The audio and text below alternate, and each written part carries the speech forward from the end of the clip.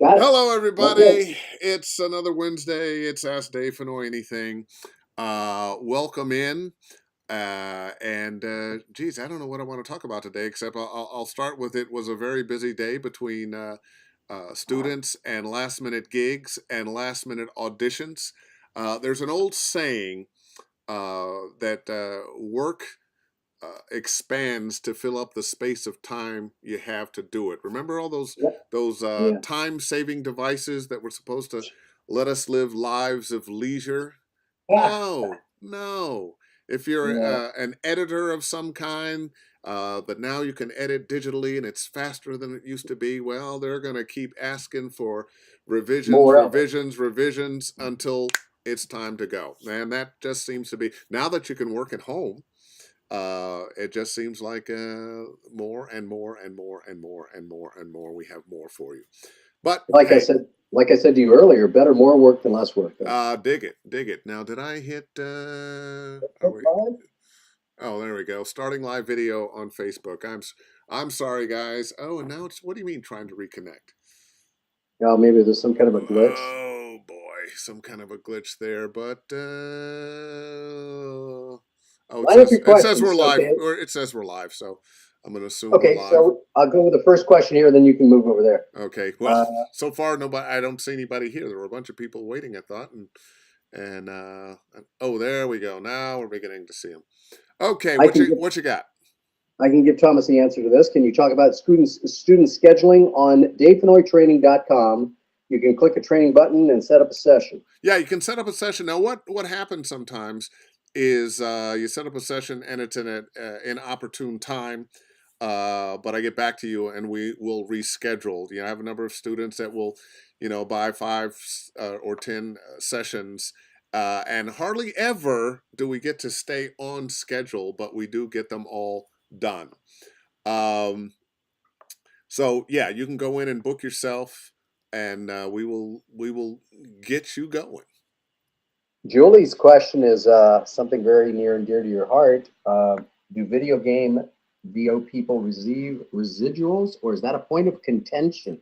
It is a point of contention at this point in the video game industry.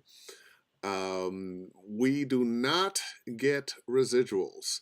We have gotten an agreement with the 12 companies, 11 companies we were striking against, and a number of other independents signed up before.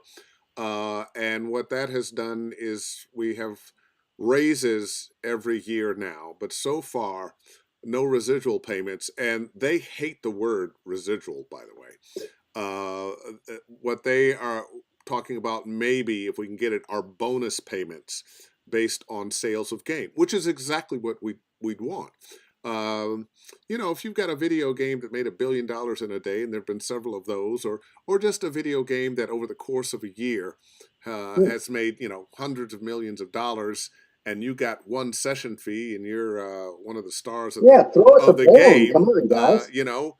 every other area of entertainment has residuals. If you are in a TV show, there are residuals. If you are in a movie, there are residuals. If you are in a cartoon, there are residuals. If you're in commercials, there are residuals based on usage. So, Can I add one more to that list? If you are married and get unmarried, there are residuals.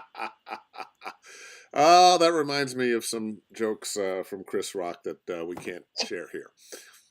Anyway, a good one. Yeah, no, and again, I think, I just think it would make sense for the people who are doing them to find a way to make I mean, why not give you guys kind of points? It may, if you think the game's going to be hit, maybe Well, say to you, hey, Dave, there, do it for nothing and take points. well, there is a bit of that going on, and I've done that from time to time with small game companies or small projects that don't have the money to pay the cast that they want to pay. So they make you a partner, or you make Yep. yourself a partner by saying, "Well, look, we can work it out this way," and that can be lucrative. If the game does very well, well, then you get paid very well. If it doesn't do well, you gambled with the same. They put their money and time in. You put your Yeah. time in, and you were gambling, and you win or lose. Have any of those worked out for you pretty Couple, well? couple. Yeah, good. Question from Scott, which I think is relevant to new talent. Is it worth it to audition for a gig if you don't live anywhere close to the site that the project is located? A project like a video game. Now, you did all your work today from your home studio, correct? Yeah, and this is an international business. I work on games from my home studio that are being, recorded by a company, say in South Africa or Norway or France or the Far East someplace. So it really is an international business, and uh, yeah, you can work from here anywhere if your studio is set up right, and it's easier and easier and easier to have that done. Take some Facebook questions there if you got them. Let me see. There's Rob Archer, my buddy, watching. Oh, right now. Okay. Oh, hello, Boz. I'm doing great, thank you. Okay, I'm scrolling down, and ta-da. Hello and hello and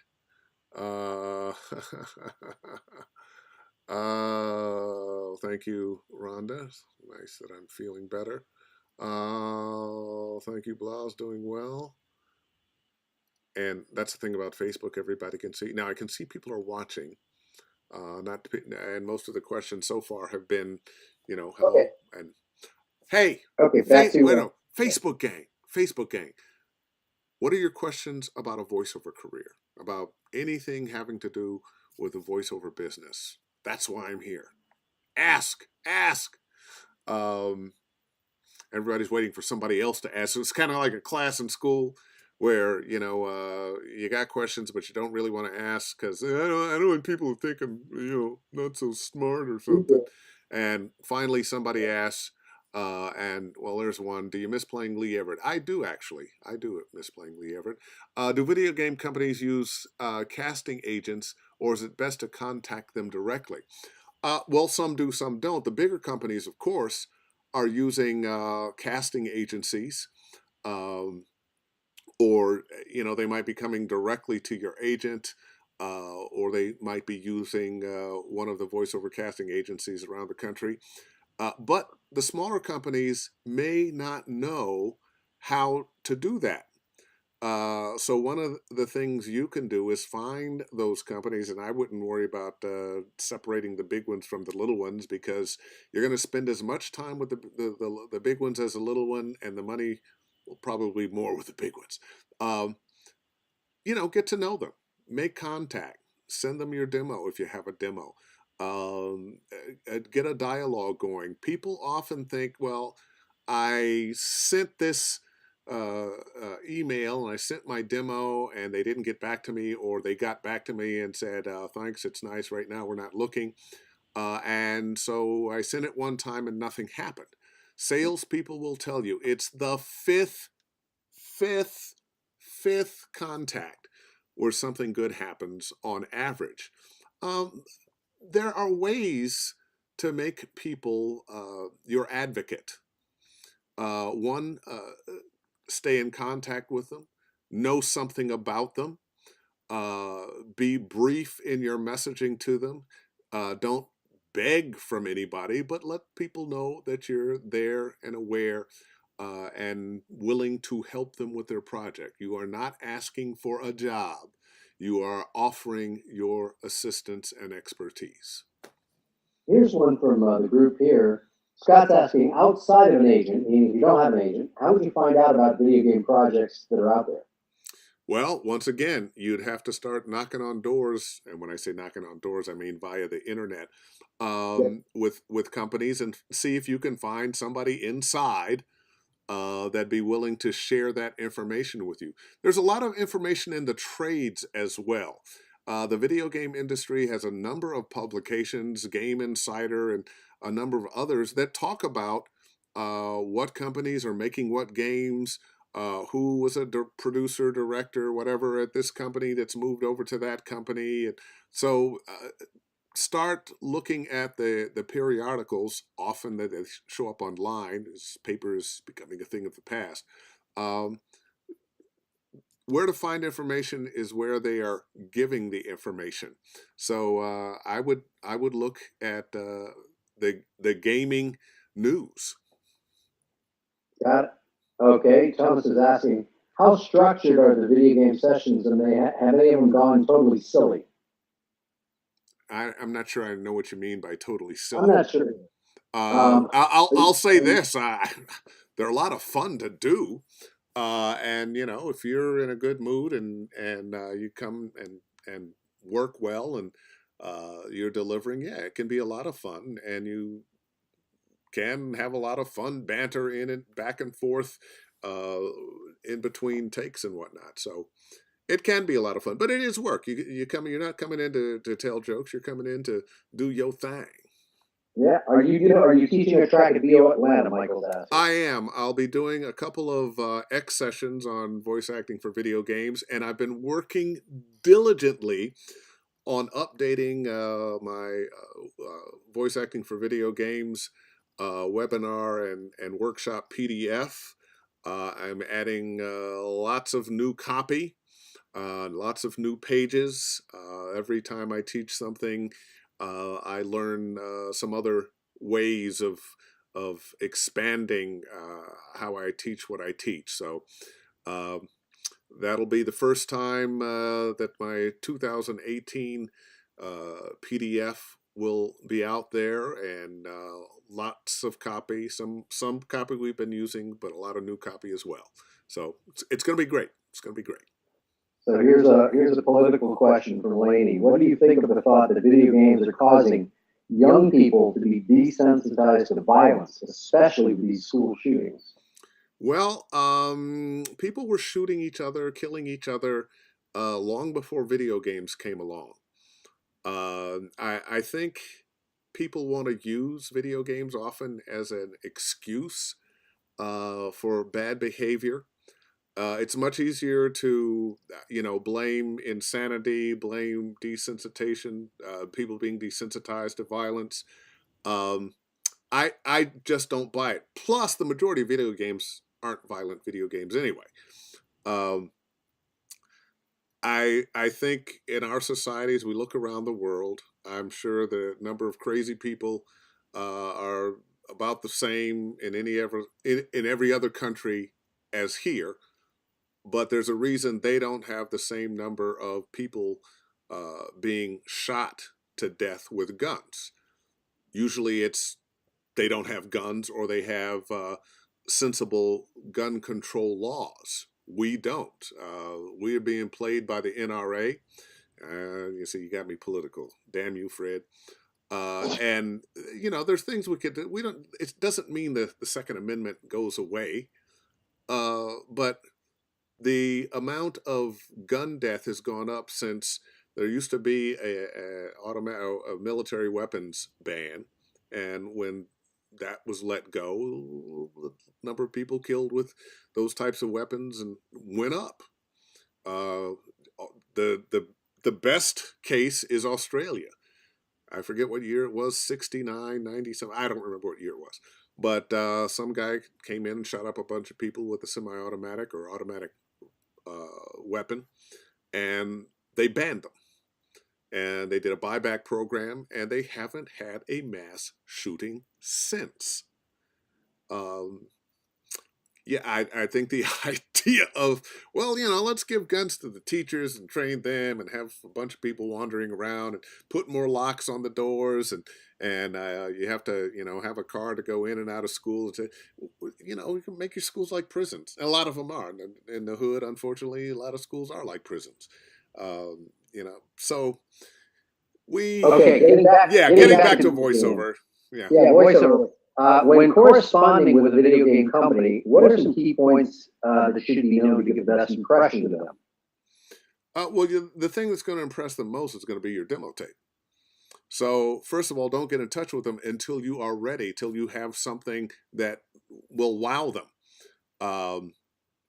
And you can't be all things to all people, so your demo really needs to show what you can do as you, that your voice print is there. If you're a 20-year-old guy, you're not going to play a 70-year-old character and vice versa. Um, I think that's the thing.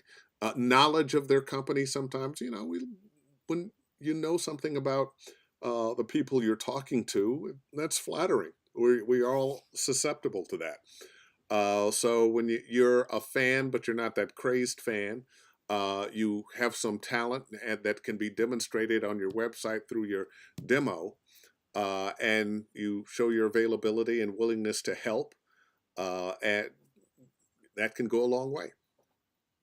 Okay. Trump's asking, when doing characters that are very loud, do you just leave your preamp setting at the same and just back off the mic, or go to the side and shotgun the mic to keep your levels reasonable?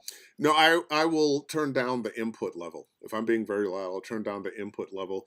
Uh, there's no way uh, to go from really quiet or normal voice to very loud, a shouting thing.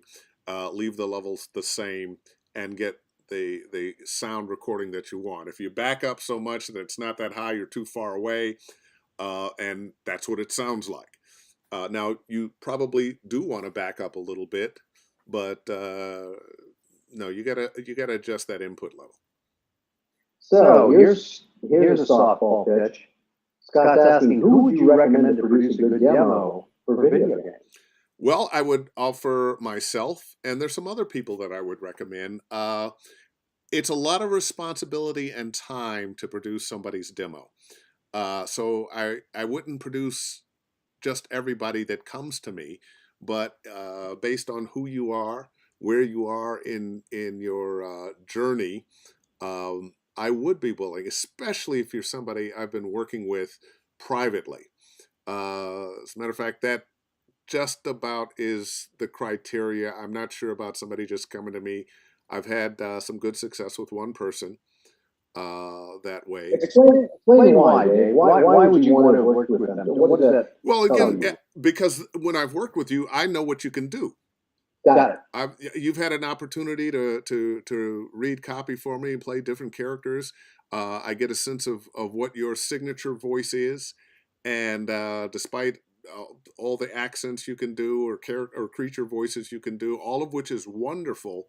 I think it's very, very important that your demo shows you.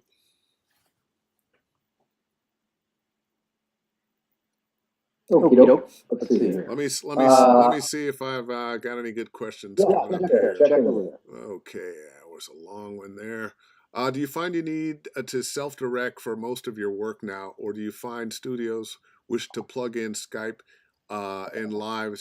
There are some things that are self-directed. I have clients that I've had for a long time, and they just send the copy and away I go.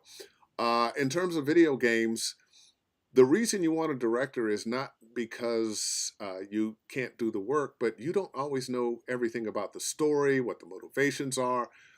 So you need a director that knows more about what's going on the total story than you do, and you have to realize that your job is being is helping move the story forward, and you won't always know exactly what is needed without somebody else helping you. So, cartoons, video games, you need a director. You really need a director.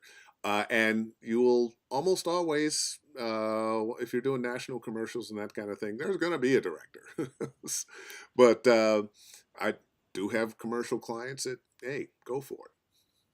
No questions lined up. Oh, wait, here's one from Melvin. Thanks, Melvin. When first getting started in DO, should you set your price rate near or at industry standards? If you remember the union, are the pay rates preset or do you set your own? Well, union rates are preset, and I would use that as a benchmark for what you do. And beyond just setting your rate, a couple of things you need to think about. You want to find out from your client what the usage is going to be. Because if you're only getting a session fee, okay, I'm doing this session, it's going to be $350. That's well, and then you find out that they want to use the thing for 10 years. You should be getting paid for that. So If you are the person who's handling your own business, you need a rate sheet. Make it clear, make it concise of what they're getting. Say you're doing a lot of narration. How many times are you going to be able to come back and redo something before you charge them again? How long can they use this before they have to pay another fee? And these are questions you want to have as much understanding up front as you can. That's why I love having an agent. My agent handles all of that for me and will come back and go, well, this is what they want to do, and this is how much money they have to pay, and blah blah blah, and we can get this and da da da da, and on you go. Working for yourself when you are voice agent as well as voice talent and collector, um, you have to learn those things.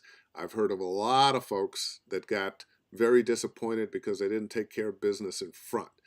They got the session fee, they were so excited to get it, and then they realized, wait a minute, they're going to be using this forever. And why didn't I say something about how many times I would fix stuff and redo some things because they keep coming back to me and back to me and back to me. And there's an old truth.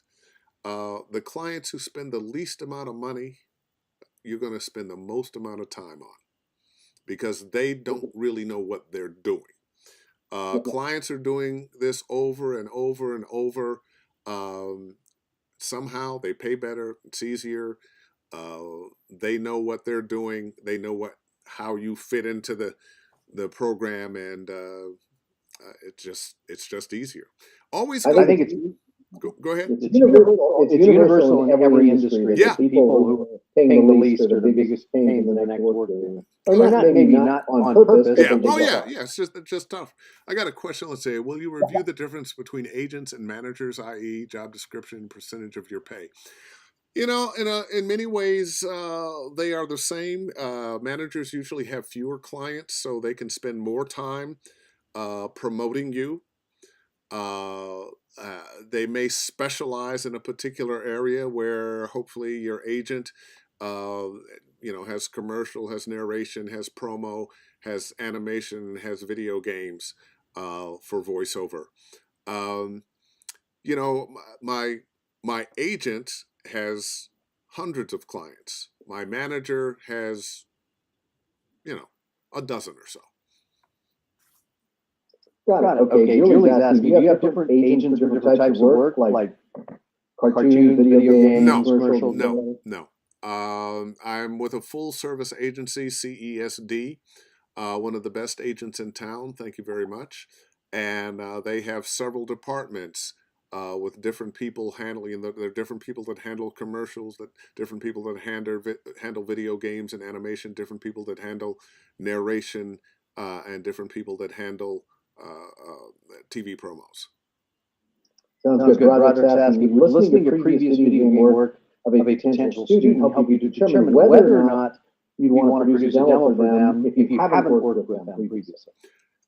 Yeah, that's a possibility, but part of helping them do the demo is working with them a little bit. Now, if they've done enough work in video games, they don't need me. They just need to get copies of their games and put together a demo reel. The people who really need me the most are people, maybe they've done a couple, 2 or 3 games, but they don't have enough to put together a good reel. Or somebody who, they've got the talent, they've got the training, they just haven't done it yet. And they need a really good reel. They need a reel that really shows off who they are and what they can do. And I've said in a number of classes, I know some very fine talent that are working all the time and their reels suck. Well, they get away with it because they're booking from auditions and from their reputation.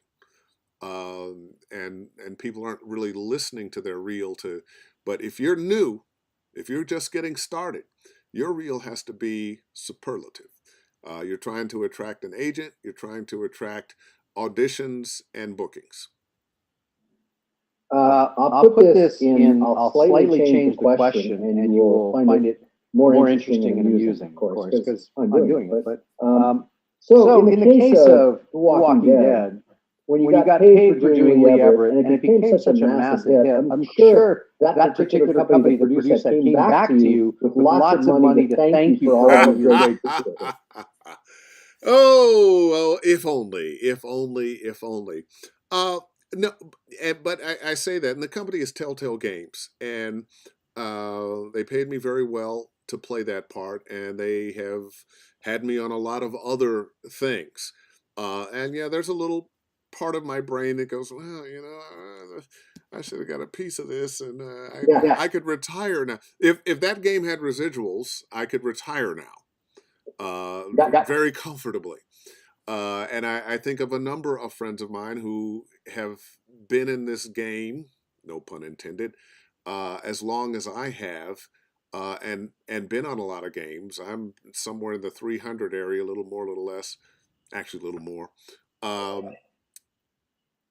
But because there are no residuals, I don't have $5 million sitting in a bank account someplace. I mean, I do okay. I'm not complaining, but if the same career in animation would have made me a very, very, very wealthy man. Well, speaking of wealth, Michael's asking, have you ever gotten a merchandising cut or other benefits from your video game work? Just sometimes they send me, some of the paraphernalia. Live action figure. Yeah, I get a live action figure. I've got some Lee Everett dolls, and sometimes some artwork and whatnot from various games and whatnot. So take a look at Facebook. You got a question there. Oh yeah. How do you find a lot of your voice acting opportunities? Do you seek them out, or do they seek you out? Every voice actor is out either pounding the pavement, or they have agents that are pounding the pavement. My particular business is pretty much agent driven. They get auditions from the various genres that are asking for a voice that is A, B, C, D. And if I fit A, B, C, D, they send an audition to me of the kind of voice, the kinds of things that I do. So that's where most of my work comes from, which is why you want to get an agent. And most of the best work still comes through agents, despite the fact that the pay-to-play sites have made a big inroad into that. Once again, I'm not a fan of the pay-to-play sites, but they are a feature of the landscape of voiceover now. So if you're just starting out, chances are you're going to sign up with a pay-to-play site and work. I'm not going to mention the name of the one that people are trying to avoid, but there are a number of them out there, and once you learn how to make them work for you, they can be a valuable resource. But keep in mind, they have thousands and thousands of clients, and they're not always as artist focused as your agent and manager will be. Okay, quick from Thomas says, how quickly can you usually crank out an audition, and how much processing do you use for said audition? It depends on the audition. Sometimes it's just a sentence. Sometimes it's something that's very simple to do. Sometimes it takes a little more thought and effort, and it really depends. It varies. I've had some last minute auditions where you get the copy, you take a couple looks, read it down once or twice, and send it. 10, 15 minutes later, there it goes.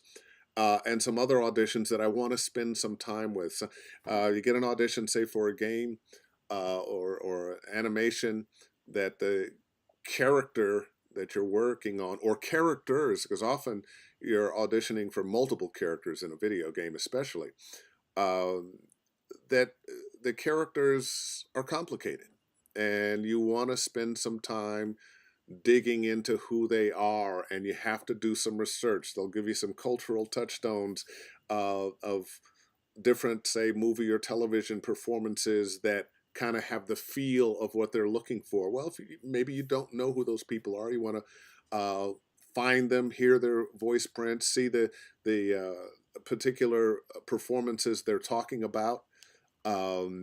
Maybe it's the character is in a position, a career that you don't know about, that has lingo that you need to learn. So you can go from, hey, I can do this in 5 minutes to, well, give me a couple hours. It varies, depends on what the copy is. Okay. I I like like this this one. one. You'll You'll enjoy enjoy it. it. Have you Have you given up trying trying to interview the guy from that? Yeah, particular lately? he's not going to come on. No. There's been a lot of they since that company bought voicebank.net. A lot of people have turned away. A lot of agents have turned away from voicebank.net and are doing something else. Um, he's not doing anything illegal, but he's doing some things that are unconscionable. So the industry is trying to turn away from him. I don't think it's uh, keeping him from making a living, but it's giving voice actors and agents and whatnot other opportunities, and not have to put up with his whatever you want to call it. I have a question here. How do you go about choosing one-on-one students? Do you choose people who you've worked with in seminars, or are you willing to take anyone new? You know what? Students choose me. I don't choose students, and very rarely do I just tell somebody I won't work with them. Um, Students choose me. They go to my website. They pay their money. They answer some questions about what it is they want to do, what their experience is, and book a time, and we get to work. I work with people who are just beginning and people who have been doing this for a long time and just need a tune-up. It depends on who you are, and I'm a great believer that no matter where you are in this business, um, you can always benefit from some good coaching, good coaching, good coaching. Sounds good. Julie's Asking, asking, how much info on a character do you get for a video game audition? Do Do they send artwork or anything else? From very much to next to none. Um, there in classes sometimes there'll be a page in small print about the character, and then a picture, and then 5 lines. It's almost a joke in the business how many times you get that character description that goes into the backstory and the childhood and the things that happen, and the relationship with the parents, and blah blah blah blah blah blah blah. And then you look at the copy, and in so many ways it has nothing to do with what they just talked about. It's almost like, well, why didn't you bring those lines in? Um, that's not to say you don't need to understand that. I guarantee somewhere in that game, the information they gave you is going to be important. And it all gives you a clue as to how to let that character speak through you. Sometimes there's very little information. Sometimes the characters are very stereotypical. And sometimes you got a picture and you've got a little bit of information. This person is this age, maybe race, maybe not. It is, brave, uh, mean, whatever those few things are, 3 or 4 things. But it's a simple character. You don't have to go that deep. Very stereotypical, especially in the games where what the character is saying could be said to anyone. You have greeting lines and some attack lines and some taunting lines, and I need help lines, and I'm dying lines, and I'm being resurrected lines. Once you have the voice of the character down, their overall attitude, you're good. Does it mean that you don't have to be a good actor for it? No, you still have to be a good actor with those lines, but it's not as involved. Gotcha. So, Question: When auditioning for separate characters for one game, are they all separate files? Have you ever had? Oh yeah. No, you would be sending separate files. You know, the name of the character, your name, on that MP3, and away it goes. Okay, so Michael, saying, if you knew who the casting director, or producer, studio, or other players running the project are, would that color your delivery, or is it just the character background info on your side? It's a really good question. That is a good question, and I generally don't think about who the studio. You know, I'm going to take that back. I know that there's some very good studios out there that are leading the way in storytelling in video games. Those tend to be my favorite companies. I know that if I'm auditioning for a Telltale game, that the characters are going to be real. They're looking for reality and depth, and some other companies, hey, go for it, overact, go crazy with it. So yeah, there's a little bit of that. When I see that it's Blind Light or Blizzard or Telltale, that okay, we need some good storytelling here. Our characters need to be believable, be able to grab a hold of them. But I tend to want to give that no matter what. I tend to want to give a great performance no matter if it's a one-dimensional character or 5 dimensions. I want to get to as deep as I can with the character that makes sense. Well, speaking of making sense with the character, Julie's asking, if no info that they give you when they present you with this, then you pretty much have to invent your character's backstory, make choices based on instinct, correct? Absolutely. And that happens a lot. Often, all you have are the lines, very little information. Maybe the character is this age, and they're thinking about this kind of voice, and then there are the lines. And they might be the lines without any other dialogue from other characters, and you just have to make it up. But the reason you make it up is because if you're not sure, in your mind, the person who's listening won't be sure either. You might make a decision that is diametrically opposed to what they think they're looking for, but if your performance is good, and I've had this happen to me, I've been booked not for the character that I auditioned for, but for something else that they hadn't thought of me for. That, oh, you know what? It's not that, but man, yeah, let's book him for that. So always, always, always give great performance. Know who your character is. I got one here for Thomas. How does slating work for video games? You know what? People get so hung up on slating, but I'll tell you a couple of things. One, don't slate in a bored, tired voice. Dave Fennoy. No, Dave Fennoy. You want to have some oomph in your voice. You don't want to go too crazy with it, but you want to say your name with confidence. Sometimes I just slate my name. Sometimes I will slate my name and the name of the character in the voice of the character. So it might be Dave Fennoy as the Warlock. And that'll be and sometimes if you've got a couple takes, you'll say Dave Fennoy 2 takes. I will, absolutely. As a matter of fact, I want them to know if it's going to be more than 1 take.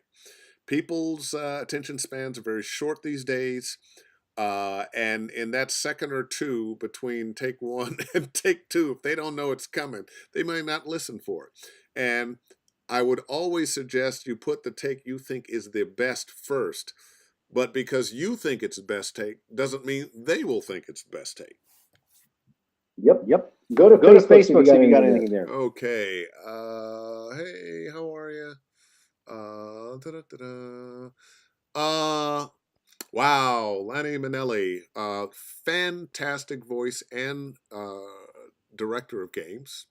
There's been an agent talk about how you slate can make a big difference in how or if the rest of your audition is heard. Your thoughts? I think that's very true.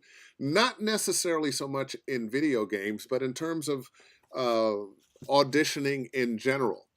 If they're looking for someone who's got a lot of gravitas and depth and whatnot, and you slate Dave Fennoy, doesn't, gone. If you're too bored, gone. Too much energy, gone.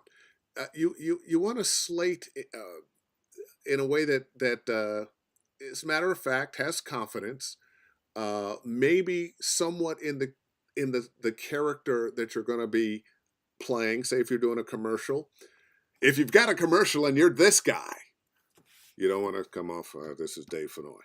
You pick it up a little. This is Dave Fennoy as the announcer. There's so many people auditioning. There's so many people out there, and isn't just in voiceover. Often they're looking for ways of eliminating you. Oh, I don't like the slate. He's out of here. So always pay attention to your slate. Give it a little life. Don't make it too long. Don't start talking. Hi, this is Dave Fennoy, and yeah, I'm really glad to have this opportunity to audition. And I was thinking about a couple of different voices, and I thought I'd try this one, and I hope you like it, because And then on the third take, I was thinking I changed the lines a little bit. You're out of there.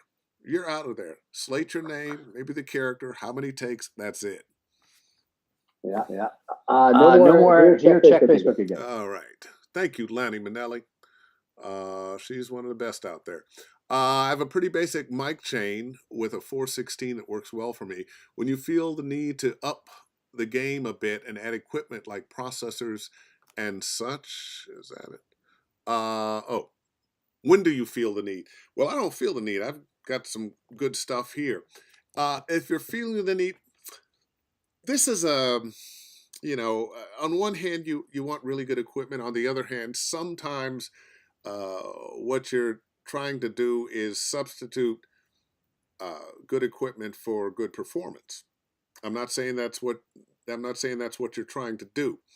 But I'm a tennis player, and I know how many times I've made a bad shot. It was all me, but I looked at the tennis racket like it was the tennis racket's fault. The most important thing are good performances. Once you have a good, clean chain, be happy with that. If it's working, you probably don't need to fix it. You want to. Speaking of fixing it, Thomas is asking, do you ever get your Avalon back in the shop? No, I actually haven't put it in the shop yet. I haven't had time to take it to the shop. And I have another. I'm loving my AFIX right now. Channel strip. I'll get it in the shop. We're getting some new tubes and put it back in the chain. But right, it's no rush. You got to understand. I've been doing this for about 25 plus years. So I have a mic collection. If a mic breaks down or something, I can replace it. I have a lot of equipment that I've used over the years. I don't have like a bunch of channel strips, but I got a couple. So if something goes wrong, well, okay, 3.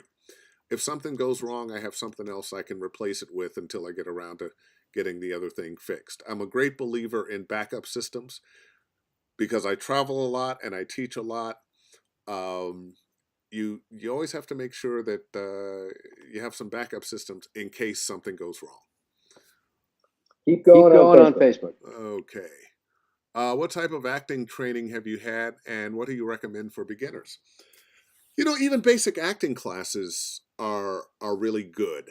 I was a child actor as a kid on stage at Caramoo House in Cleveland, Ohio. I did a lot of plays, modern dance, fencing, music lessons, all of that as a kid. In high school, was president of the Players Society, and then I went to school as a theater major for a year and a half before I dropped out and went on the road as a musician. So I have had a lifetime of performance, and I recommend acting classes, especially if you want to do animation and video games. You have a lot of people that develop a read, say for commercials or for promos or even narration, that the range of acting may not be that big, may not need it to be that big. But more and more, especially in video games. You need to up your acting game, and that means taking the time to learn how to do it. Some people have very good instincts. There have been some kids who have come along and they just were great. Some people just get it. But I think acting training does nothing but help you. Here's one from Melvin again. How many characters might a video game contain? And will there be one actor per voice or character? Or do actors play multiple parts? Actors usually play multiple parts, and how many characters there are in a game depends on the game. There are some games that have hundreds of characters. And then there's some other games that don't have nearly that many. And I've been on some games where as a matter of fact, typically, even if you're a main character, chances are you're going to play 2 or 3 other minor characters. Hopefully that you're doing them in a voice that isn't too close to the main character that you're doing. I've been on some games where I'm 3 or 4 different characters. So chances are you're going to play more than one character. And I forgot, I think, Broderick, you asked this question earlier, and I forgot to get to it. What communication system, ISDN, Source Connect, etc., would you recommend for someone with a home studio? Source Connect is popular. IPDL, IPDL. IPDTL. IPDL. I'm experimenting with that now. I was never a Source Connect fan, but I started early with them, and I just think I tried them too early. But a lot of people really like Source Connect. I'm enjoying IPDL. And I still have ISDN, but I don't think ISDN is really the choice to make anymore. One, it's old technology that's on its way out. If I didn't have the box and the lines in that I've had for years, I'd be out of there. And as a matter of fact, with my IPDL, I may soon just call the ISDN company and go, y'all can take this and shove it up. No. So we'll see. How much is that per month, by the way? The ISDN? Yeah. Mine is about $150 a month, and that's cheap these days. Yeah. Just curious. And if you're setting up a studio now, in a lot of places you can't even get it. I know AT&T in this area isn't training any new ISDN techs. The only people who do it are people who've been doing it, and when they're gone, it's gone. And a lot of places they won't even try to set you up with it. Yeah. Okay. Done questions here that I can see anything on Facebook. Oh, I'm sure there's something. Oh, greetings and salutations right back at you. In your opinion, can a new voice artist starting out build a successful career without the use of pay-to-plays? Starting out. Probably. Everybody's path is a little different. There are people out there who, even before the pay-to-plays, like a Bill DeWeese, was out finding his own clients. So that can work. But you can start out, and if you're good enough and you put the right tools together, you can get an agent. Agents aren't looking at how much experience you have. They're looking at how good you are. Yep, they're looking at do you fit a niche that they don't have or that they are weak in. So they're always looking for great talent. So if you're really good, go for it. You can do it. Okay. Melvin's asking. Well, it's a good lead into what we're doing. Melvin, we're going to be. In fact, it's live right now. It's just Dave. Since you know Dave, I can just send you there right now. We are about to work on. He's asking, what's the subject of your next teaching seminar? We have a few things planned, but right now we have an amazing offer that's about to be released. I guess I can tell people because it's new. Go ahead. There's a special going on if you go to. Let me put this in the chat box and I'm hoping you guys can take a look at it. I don't think you need to put the www in front of it, but go to this one, voiceoverphd.com. Let me see if that works for me. It is coming up, and you'll see a blank screen or a placeholder screen with Dave older video. And yes, we're doing a special deal for all of Dave's programs while we await the next one coming out shortly. There you go.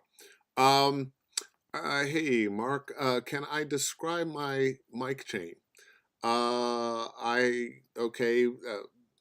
got an Inbox Pro, so my mic goes into my preamp into the Inbox Pro, and that's connected to the computer. It sounds really simple. It's not that simple, and it's so not simple that I get George Whittam to come in and make sure my stuff is set up right. I don't have a physical mixing board. I use a digital board, the Inbox digital. Some people still like to have a physical board. I got done with that when my boards, last couple of boards I'd had and haven't had any for a few years, started making noise. Sooner or later, they go bad. The digital, not so much. I use just a little bit of compression on my chain and a little bit of limiting. And generally, even though I prefer having a channel strip that can offer EQ and other effects, I don't use them very much. I like a nice, clean sound with just a touch of compression. So that's what my chain is. Right now, I'm using the Afix channel strip. I've got a 416 hung just at the moment. And like I said, the Inbox Pro is my connection digitally from computer to my chain. And I've got no more here. So wait, I'm sorry, Broderick. Convening with a well-known agency like you are in a good market like you are, I'm adding those elements. Be helpful in getting an agent in another market. Well, sure. I'm not. But once again, I'm not going to say it's the agent that is getting you. It's your work. It's your reputation. It's your demo.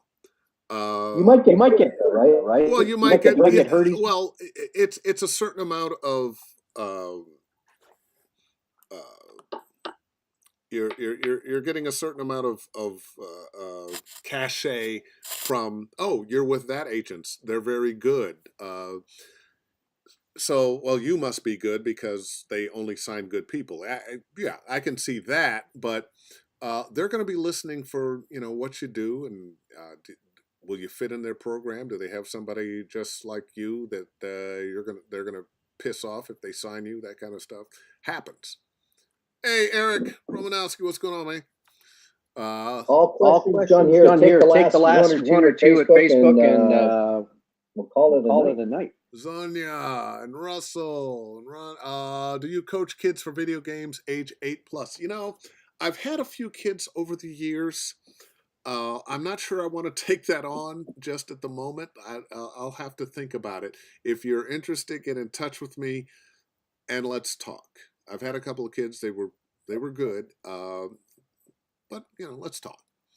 Let's see. And by the way, Kyle appreciated your input. My stepson, Dave gave him a few pointers before an audition, which helped him quite a bit. Most vocally or emotionally strenuous recording sessions. Most vocally or emotionally strenuous recording session you've had to date that you can talk about and why. Emotionally stressful, I still would say Lee Everett, Goodbye to Clint. Vocally stressful, many years ago, a pod racer game. I was playing 3 different pod racers. It was a 5-hour session. The whole thing was shouted in Huttese, the language of Jabba the Hutt. And at the end of the session, a couple days later, I didn't have a voice. and I was slated to do be the announcer on a sports award show. Had to cancel with just a few days' notice, and had never been hired by that producer since. Hmm. Hey Eric, what's going on, man? Whoa. All done here. Okay, let me see if there's any more here. When you're away from the studio traveling, what microphone do you prefer? The one I am using right now, it is the Apogee, the little Apogee mic. But recently I've started taking Sennheiser. Neumann has a mic that uses the Apogee connection, so it can connect to your iPad or iPhone or your computer.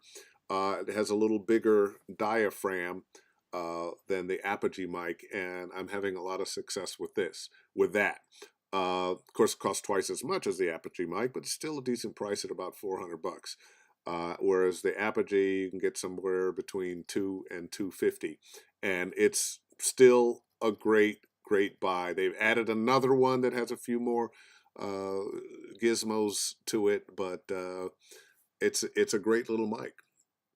Okay. Oh, that was Tara. Thanks, Tara, for the question. Hey, greetings from New Orleans. And didn't you see my comment? I asked, do you prefer voice acting versus commercials, or vice versa? Well, I think of it all as voice acting. So I like it all, which is why I do it all. I love narrating. I like doing commercials. I like doing video games. I think if I were forced to do just one, I would lose my mind. I'd be bored to death. Yeah. I like the idea. Oh, thank you, Susan. Okay. Oh, hi, Dave. Loved your class. Glad you're feeling better. Thank you. Thank you so many people who commented on my 3-time flu episode. Man, it was terrible. And the final question here: did I see Black Panther? Oh yes, oh yes. It's my new favorite film of all time. I have to figure out a time when I can go see it again. It was just great movie, and for so many reasons. If nothing else, it's a really good movie. It's a really good movie.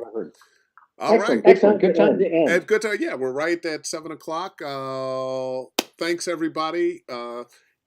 Your questions not only help you, they help other people. Your questions not only help you, but they help other people. So, keep coming back. Wednesdays, 6 p.m. right here, unless the flu hits me again.